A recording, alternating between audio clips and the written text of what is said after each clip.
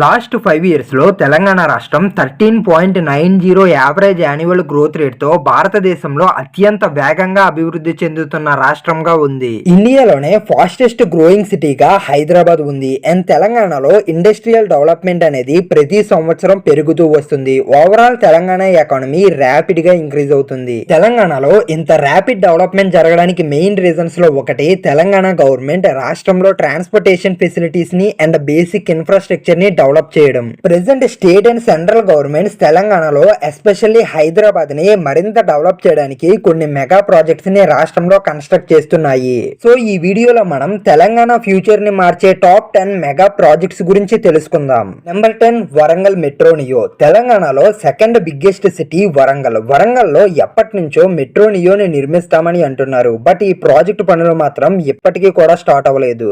ఈ టెక్నాలజీలో electric trolley buses ఉంటాయి. టోటల్ ట్రాలీ లెంత్ 25 మీటర్స్ ఉంటుంది అండ్ రబ్బర్ టైర్స్ తో గైడెడ్ ట్రాక్ లో ట్రావెల్ చేస్తుంది. 250 మంది పాసింజర్స్ ని ఒకేసారి క్యారీ చేయగల కెపాసిటీ ఈ నియో మెట్రోస్ లో ఉంటుంది. ఈ సిస్టమ్ తోనే వరంగల్ మెట్రో నియోని నిర్మించబోతున్నారు. Warangal metro neo track elevated portion లో కొంచెం అండ్ గ్రౌండ్ పై కొంచెం ఉంటుంది. మెట్రో గ్రౌండ్ పై ఉన్నప్పుడు బ్యాటరీ పవర్ తో రన్ అవుతుంది. ఎలివేటెడ్ పోర్షన్ లో ట్రావెల్ చేస్తున్నప్పుడు ఓవర్ హెడ్ ఎలక్ట్రిక్ లైన్ నుండి తీసుకున్న పవర్ తో రన్ అవుతుంది. అండ్ ఈ ఓవర్ హెడ్ ఎలక్ట్రిక్ లైన్స్ నుండి తీసుకున్న పవర్ తో బ్యాటరీస్ కూడా రీఛార్జ్ అవుతాయి. Warangal metro neo Kazipet junction railway station నుండి వరంగల్ రైల్వే స్టేషన్ వరకు ఉంటుంది. ఈ రూట్ మ్యాప్ ని Maharashtra metro rail corporation limited design చేసింది అండ్ డిపిఆర్ ను తయారు చేసి గవర్నమెంట్ కి సబ్మిట్ చేయడం జరిగింది. ఈ మెట్రో నియో లైన్ మొత్తం 17 కిలోమీటర్ల లెంత్ కలిగి ఉంటుంది అండ్ ఈ ప్రాజెక్ట్ ని నిర్మించడానికి 1100 కోట్లు ఖర్చు అవుతాయని అంచనా వేశారు. అయితే ఈ ప్రాజెక్ట్ ప్రపోజల్స్ ఎప్పటి నుంచో ఉన్నా ఇప్పటికీ కూడా గవర్నమెంట్ ఈ ప్రాజెక్ట్ నిర్మాణానికి బడ్జెట్ ను కేటాయించడం లేదు. Number 9 Warangal airport. వరంగల్ తెలంగాణలో సెకండ్ బిగ్గెస్ట్ సిటీ అయిన వరంగల్ సిటీకి ఎయిర్పోర్ట్ సర్వీస్ లేదు. ప్రెసెంట్ వరంగల్ ప్రజలు ఎక్కడికైనా దూర ప్రదేశాలకు ఫ్లైట్ జర్నీ చేయాలనుకుంటే హైదరాబాద్ లోని శంషాబాద్ ఎయిర్పోర్ట్ నుండే ట్రావెల్ చేయాల్సి వస్తుంది. యాక్చువల్ గా వరంగల్ కి ఎయిర్పోర్ట్ ఉంది. బట్ ఇప్పుడు ఆ ఎయిర్పోర్ట్ వర్కింగ్ లో లేదు. మామ్నూరు దగ్గర 1930లో 1875 ఎకరాల స్థలంలో వరంగల్ ఎయిర్పోర్ట్ ని నిజాంస్ నిర్మించారు. ఈ ఎయిర్పోర్ట్ ని నిర్మించిన సమయంలో భారతదేశంలోనే అతిపెద్ద ఎయిర్పోర్ట్ గా వరంగల్ ఎయిర్పోర్ట్ ఉండేది అండ్ ఇండియా చైనా వార్ లో ఈ ఎయిర్పోర్ట్ కీ రోల్ ప్లే చేసింది. 1981లో ఈ ఎయిర్పోర్ట్ ని కొన్ని కారణాల వల్ల క్లోజ్ చేయడం జరిగింది. అయితే ఈ ఎయిర్పోర్ట్ ని తిరిగి ఓపెన్ చేయాలని ట్రై చేశారు. బట్ కొన్ని కారణాల వల్ల ఎయిర్పోర్ట్ పనులు జరగలేదు. అందులో main reason GMR company condition. Shamshabad airport ని నిర్మించింది జిఎంఆర్ గ్రూప్ అండ్ ఈ సంస్థే ప్రెసెంట్ ఎయిర్పోర్ట్ ని కంట్రోల్ చేస్తుంది.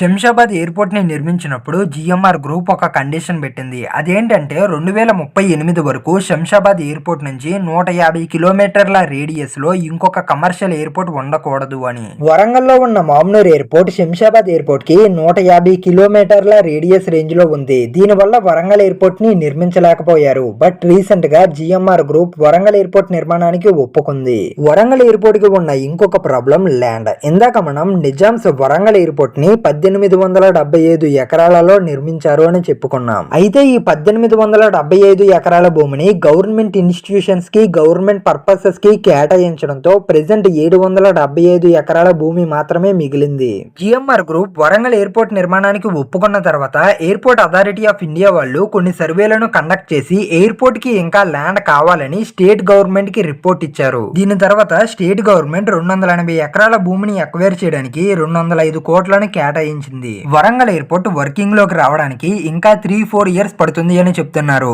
ఈ ఎయిర్పోర్ట్ కంప్లీట్ అయితే వరంగల్ లో industrial development and IT development చాలా పెరుగుతుంది. Number 8 Hyderabad airport express metro. Hyderabad లో మెట్రో సిస్టమ్ గ్రాండ్ సక్సెస్ అయింది. మెట్రో వచ్చిన తర్వాత హైదరాబాద్ ట్రాఫిక్ సమస్య చాలా వరకు తగ్గింది. సో హైదరాబాద్ మెట్రో సర్వీస్ ని మరింత పెంచడానికి హైదరాబాద్ మెట్రో ఫేజ్ 2 ని డిజైన్ చేశారు. ఈ ఫేజ్ 2 లో ఉన్న కారిడార్స్ లో అన్నింటికంటే పెద్ద corridor and major corridor Hyderabad సిటీని అండ్ శంషాబాద్ ఎయిర్పోర్ట్ ని కలిపే కారిడార్. ఈ కారిడార్ నే హైదరాబాద్ ఎయిర్పోర్ట్ ఎక్స్ప్రెస్ మెట్రో అని కూడా అంటారు. డిసెంబర్ 9న హైదరాబాద్ మెట్రో ఫేజ్ 2 కు మైండ్ స్పేస్ జంక్షన్ దగ్గర ఎక్స్ సీఎం కేసీఆర్ గారు శంకుస్థాపన చేశారు. మైండ్ స్పేస్ జంక్షన్ నుండి ఎయిర్పోర్ట్ ని కలిపే ఎయిర్పోర్ట్ ఎక్స్ప్రెస్ మెట్రోకు 6250 కోట్లు ఖర్చు అవుతాయని అంచనా వేశారు. అయితే గవర్నమెంట్ మారిన తర్వాత కాంగ్రెస్ గవర్నమెంట్ ఫేజ్ 2 లో కొన్ని కారిడార్స్ ని క్యాన్సిల్ చేసింది. ఫేజ్ 2 లో 5 కారిడార్లను నిర్మించాలని ప్లాన్ చేసింది. ఈ ఫేజ్ 2 ని కంప్లీట్ చేయడానికి మొత్తం మొత్తం 24,269 కోట్లు ఖర్చు అవుతాయని అంచనా వేస్తున్నారు. అండ్ ఈ ఫేజ్ 2 76.4 కిలోమీటర్ల లెంగ్త్ లో ఉంటుంది. బీఆర్ఎస్ గవర్నమెంట్ ప్రపోజ్ చేసిన Rayadurgam metro station to airport corridor కి బదులుగా కాంగ్రెస్ గవర్నమెంట్ ఇంకొక కొత్త రూట్ ని ప్రపోజ్ చేసింది. Congress government Nagole to Shamshabad airport via LB Nagar Chandrayya Gutta route ని ప్రపోజ్ చేసింది. Number 7 Hyderabad Indore express way. ఈ ఎక్స్ప్రెస్ వే మొత్తం 713 కిలోమీటర్ల లెంత్ కలిగి ఉంటుంది. అండ్ ఈ express way Hyderabad to Indore via Nanded, Akola, Khandwa మీదుగా వెళ్తుంది. తెలంగాణలోని హైదరాబాద్ ని మధ్యప్రదేశ్ లోని ఇండోర్ సిటీని కలుపుతూ 4 lane semi access controlled express వేగా భారత్ మాల పరియోజన స్కీమ్ లో భాగంగా సెంట్రల్ గవర్నమెంట్ ఈ ఎక్స్ప్రెస్ వే ని నిర్మిస్తుంది. ప్రెసెంట్ హైదరాబాద్ నుండి ఇండోర్ కి ఉన్న డిస్టెన్స్ 867 కిలోమీటర్లు. ప్రెసెంట్ ఉన్న హైవేలో ఇండోర్ చేరుకోవాలంటే 18 గంటలు ట్రావెల్ చేయాల్సి వస్తుంది.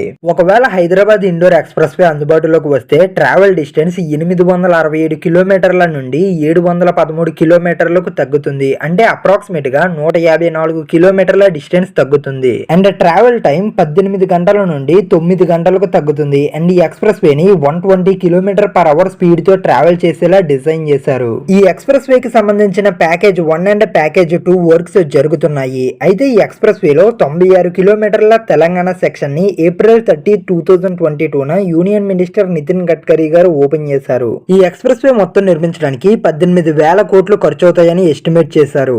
ఈ ఎక్స్ప్రెస్ వే కంప్లీట్ అయితే హైదరాబాద్ అండ్ ఇండోర్ మధ్య లాజిస్టిక్ కాస్ట్ తగ్గుతుంది. సో ఈ రెండు సిటీస్ మధ్య ఎకనామికల్ యాక్టివిటీ మరింత పెరుగుతుంది. Number 6 Telangana super thermal power plant. తెలంగాణలో 4000 మెగావాట్ల ఎలక్ట్రిసిటీని జనరేట్ చేయగల కెపాసిటీతో కోల్ ఫైర్డ్ పవర్ ప్లాంట్ ని ఎన్టీపీసీ నిర్మిస్తుంది. ఈ Telangana super thermal power plant works complete అయ్యాయి. బట్ ఈ పవర్ ప్లాంట్ ని ఇంకా ఇనాగ్రేట్ చేయలేదు. ఈ సూపర్ థర్మల్ పవర్ ప్లాంట్ ని 4000 ఎకరాలలో నిర్మించారు. అండ్ ఈ పవర్ ప్లాంట్ ని నిర్మించడానికి మొత్తం 30,000 కోట్లను ఖర్చు చేశారు. ఈ థర్మల్ పవర్ ప్లాంట్ కి కావలసిన బొగ్గును ఇంపోర్ట్ చేసుకోవడానికి విష్ణుపురం రైల్వే స్టేషన్ నుండి ప్లాంట్ వరకు 9 కిలోమీటర్ల రైల్వే లైన్ ను నిర్మించారు. ఈ థర్మల్ పవర్ ప్లాంట్ వర్కింగ్ లోకి వస్తే తెలంగాణలో పవర్ జనరేషన్ పెరగడంతో పాటు పవర్ షార్టేజెస్ కూడా తగ్గుతాయి. Number 5 Nagpur Vijayawada express way. మహారాష్ట్రలోని నాగ్పూర్ ని ఆంధ్రాలో విజయవాడని కలుపుతూ central government 4 lane express way ని నిర్మిస్తుంది. ఈ express way Maharashtra, Telangana, Andhra Pradesh states ని కలుపుతుంది. Vijayawada to Nagpur present route distance 770 kilometres ఉంది. ఈ ఎక్స్ప్రెస్ వే కంప్లీట్ అయితే ఈ రెండు సిటీస్ మధ్య దూరం 577 కిలోమీటర్స్ కు తగ్గుతుంది. ఈ ఎక్స్ప్రెస్ వే మహారాష్ట్రలో 172 కిలోమీటర్లు, తెలంగాణలో 375 కిలోమీటర్లు, ఆంధ్రప్రదేశ్ లో 27 కిలోమీటర్ల డిస్టెన్స్ కలిగి ఉంటుంది.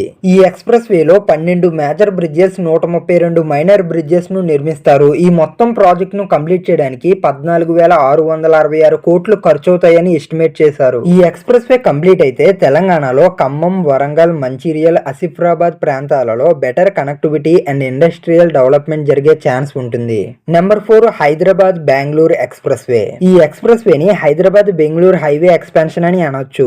ఎందుకంటే ప్రెసెంట్ హైదరాబాద్ ని బెంగళూరుని కలుపుతున్న NH44 హైవేని 4 లేన్ నుండి 12 లేన్ గా ఎక్స్పాండ్ చేయబోతున్నారు. కాబట్టి యూనియన్ మినిస్టర్ సీతారామన్ గారు బడ్జెట్ ను ప్రవేశపెట్టినప్పుడు ఈ 12 line Hyderabad Bengaluru express way గురించి మాట్లాడారు. యాక్చువల్ గా ఈ Hyderabad Bengaluru express way Nagpur Bengaluru express way లో ఒక సెక్షన్. మహారాష్ట్రలోని నాగ్పూర్ ని కర్ణాటకలోని బెంగళూరుని కలుపుతూ 1100 కిలోమీటర్ల 8 లేన్ ఎక్స్ప్రెస్ వే ని సెంట్రల్ గవర్నమెంట్ నిర్మించబోతుంది. ఈ నాగ్పూర్ బెంగళూరు ఎక్స్ప్రెస్ వే ని 2 సెక్షన్స్ గా డివైడ్ చేశారు. Nagpur Hyderabad section 1 and Hyderabad Bengaluru section 1. అయితే ఈ హైదరాబాద్ బెంగళూరు సెక్షన్ లో ప్రెసెంట్ ట్రాఫిక్ చాలా విపరీతంగా ఉంది. ఈ ట్రాఫిక్ ని తగ్గించడానికి అండ్ ఈ రెండు మెట్రోపాలిటన్ సిటీస్ మధ్య కనెక్టివిటీని పెంచడానికి 12 లైన్స్ గా ఈ సెక్షన్ ని ఎక్స్పాండ్ చేయబోతున్నారు. ఈ 12 లైన్ ఎక్స్పాన్షన్ కి అప్రాక్సిమేట్ గా 20,000 కోట్లు ఖర్చు అవుతాయని ఎస్టిమేట్ చేస్తున్నారు. యాక్చువల్ గా ఈ హైదరాబాద్ బెంగళూరు ఎక్స్ప్రెస్ వే వల్ల తెలంగాణ, కర్ణాటకల కంటే ఎక్కువగా బెనిఫిట్ ఆంధ్రప్రదేశ్ కి వస్తుంది. ఈ ఎక్స్ప్రెస్ వే కంప్లీట్ అయితే రాయలసీమ రీజన్ లో transportation connectivity and economical activity పెరుగుతుంది. అండ్ సౌత్ సైడ్ ఆఫ్ తెలంగాణలో కూడా ఎకనామికల్ యాక్టివిటీ పెరిగే ఛాన్స్ ఉంటుంది. Number 3 regional ring road. Hyderabad rapid గా డెవలప్ అవుతున్న సిటీ. అండ్ హైదరాబాద్ ఇంతలా డెవలప్ అవ్వడంలో అండ్ సిటీలో ట్రాఫిక్ ని తగ్గించడంలో outer ring road key role play చేసింది. అండ్ హైదరాబాద్ ని మరింత డెవలప్ చేయడానికి state and central governments outer ring road చుట్టూ రీజనల్ రింగ్ రోడ్ ని నిర్మించబోతున్నారు. ఈ రీజనల్ రింగ్ రోడ్ మొత్తం 340 కిలోమీటర్ల లెంత్ తో 4 లేన్ యాక్సెస్ కంట్రోల్డ్ ఎక్స్ప్రెస్ వేగా నిర్మించబోతున్నారు. ఈ రీజనల్ రింగ్ రోడ్ ని 2 కేటగిరీస్ గా డివైడ్ చేశారు, north side and south side. North side route 158 కిలోమీటర్ల లెంత్ ఉంటుంది. అండ్ ఈ నార్త్ సైడ్ రూట్ సంగారెడ్డి నుండి నర్సాపూర్, గజ్వేల్, భువనగిరి మీదుగా చౌటుప్పల్ వరకు ఉంటుంది. అండ్ ఈ నార్త్ సైడ్ రూట్ ని నిర్మించడానికి 13,522 కోట్లు ఖర్చు అవుతాయని ఎస్టిమేట్ చేస్తున్నారు. సౌత్ సైడ్ రూట్ మొత్తం 189 కిలోమీటర్ల లెంత్ కలిగి ఉంటుంది. ఈ సౌత్ సైడ్ రూట్ చౌటుప్పల్ నుండి అమన్గల్, షాద్ నగర్ మీదుగా సంగారెడ్డి వరకు ఉంటుంది. ఈ సౌత్ సైడ్ రూట్ ని నిర్మించడానికి 12,980 కోట్లు ఖర్చు అవుతాయని అంచనా వేశారు. And Hyderabad regional ring road మొత్తం కన్స్ట్రక్ట్ చేయడానికి 26,502 కోట్లు ఖర్చు అవుతాయని ఎస్టిమేట్ చేశారు. Number 2, Mumbai Hyderabad bullet train project. ఇండియాలో present Mumbai Ahmedabad bullet train works జరుగుతున్నాయి. And central government coming years లో ఇండియాలో బుల్లెట్ ట్రైన్ నెట్వర్క్ ని ఇంక్రీజ్ చేయబోతుంది. National rail plan department 7 potential ఉన్న బుల్లెట్ రూట్స్ ని అక్రాస్ ఇండియా ప్రపోజ్ చేసింది. అండ్ ఈ 7 రూట్స్ లో హైదరాబాద్ మీదుగా మొత్తం 3 రూట్స్ వెళ్తున్నాయి.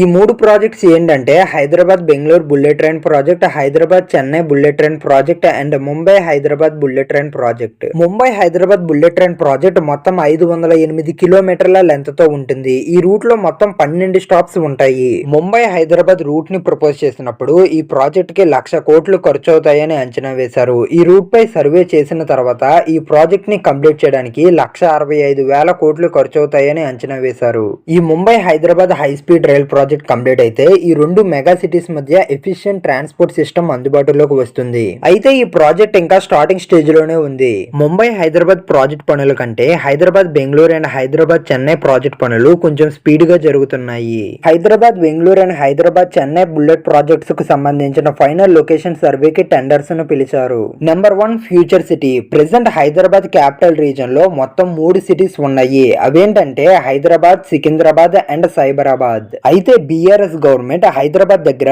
ఇంకొక గ్రీన్ ఫీల్డ్ సిటీని ఏర్పాటు చేయాలని ప్లాన్ చేశారు. ఈ గ్రీన్ ఫీల్డ్ సిటీలో ఫార్మా ఇండస్ట్రీస్ ను ఏర్పాటు చేయాలని ప్లాన్ చేశారు. ఈ సిటీని మొత్తం 19,333 ఎకరాలలో నిర్మించాలనుకున్నారు. అండ్ ఈ ఫార్మా సిటీని మహేశ్వరం, కందుకూరు, కడ్తాల్ మండలాల ఏరియాలో కన్స్ట్రక్ట్ చేయాలనుకున్నారు. ఈ ఫార్మా సిటీ కోసం బీఆర్ఎస్ గవర్నమెంట్ 13,000 నుండి 14,000 ఎకరాల భూమిని ఈ మండలాల పరిధిలో కలెక్ట్ చేసింది. అయితే ఎలక్షన్స్ లో గవర్నమెంట్ మారిన తర్వాత రేవంత్ రెడ్డి గారు ఈ ఫార్మా సిటీకి బదులుగా ఫ్యూచర్ సిటీని నిర్మిస్తామని చెప్పారు. అండ్ ఈ ఫ్యూచర్ సిటీని 5 జోన్స్ గా డెవలప్ చేస్తామని చెప్పారు. అండ్ ఈ 5 జోన్స్ ఏంటంటే pharma, education, electronics, tourism and sports. ఇక్కడ ఒక చిన్న ఇన్ఫర్మేషన్ ఏంటంటే బీఆర్ఎస్ గవర్నమెంట్ ప్లాన్ చేసిన ఫార్మా సిటీలో ఫార్మా అండ్ ఎడ్యుకేషన్ జోన్స్ ఉన్నాయి. అయితే కాంగ్రెస్ గవర్నమెంట్ ఈ రెండింటికి ఇంకో 3 జోన్స్ ని యాడ్ చేసి ఫ్యూచర్ సిటీ అన్నారు. అండ్ ఈ ఫ్యూచర్ సిటీని 19,333 ఎకరాలలో బీఆర్ఎస్ గవర్నమెంట్ ప్లాన్ చేసింది. అయితే కాంగ్రెస్ గవర్నమెంట్ ఫ్యూచర్ సిటీని 30,000 ఎకరాలలో ప్లాన్ చేసింది.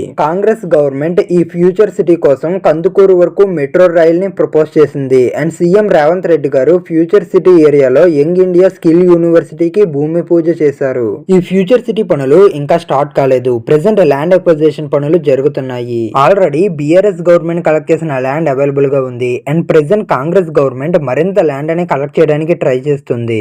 ఇప్పుడు చెప్పుకున్న ఇన్ఫ్రాస్ట్రక్చర్ ప్రాజెక్ట్స్ కంప్లీట్ అయితే తెలంగాణ ఇంకా ఫాస్ట్ గా డెవలప్ అవుతుంది. And Telangana 1 trillion economy target ను ఫాస్ట్ గా రీచ్ అయ్యే ఛాన్స్ పెరుగుతుంది. ఈ వీడియోకి ఇంతే ఫ్రెండ్స్, మళ్ళీ నెక్స్ట్ వీడియోతో కలుద్దాం. ఈ వీడియో మీకు నచ్చినట్లయితే ప్లీజ్ లైక్ అండ్ సబ్స్క్రైబ్ చేసుకోండి.